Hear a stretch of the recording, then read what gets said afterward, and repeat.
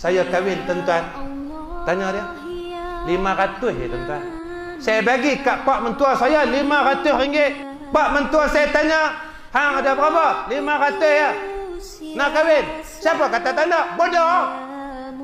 500 ya saya ada, tapi saya nak kahwin. Saya bagi 500. Pak mentua kita tuan-tuan, Masya Allah, faham Islam. Arwah. 500 lah kata dia. Kita buat kenduri ayam sudah.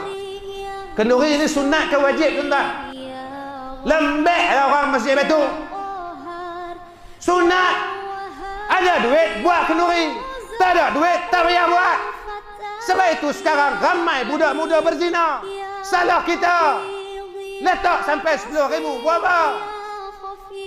Anak belajar universiti 10,000. Cakap orang marah kita ni. Ni kalau aku ni masuk YouTube, orang pedih aku pula ni. Aku kahwin tak ada pelamin tuan-tuan. Aku kahwin tak ada sanding. Aku kahwin tak ada persalinan. 7-8 jubah ni lah, jubah ni. Mahar yang kita bagi Mashaf Al-Quran. Aku bergaduh dengan Tuan Naib. Mampus dah pun Tuan Naib tu. Kita nak akad nikah, kita lafaz mahar, mas kahwin aku sebuah Mashaf Al-Quran. Dia tak goncang, dia tak ni. Stop dia dah. Boleh stop lah dia dah. Saya tanya pasal apa stop?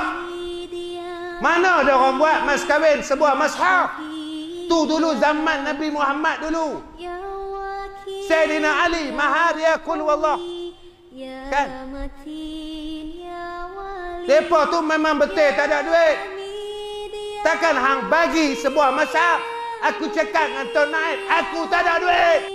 Kan payah. Yang tu pun nak pertikai. Mahar kita, lafaz mahar sebuah Al-Quran, sah ke tak sah? Sah. Janji ada mahar.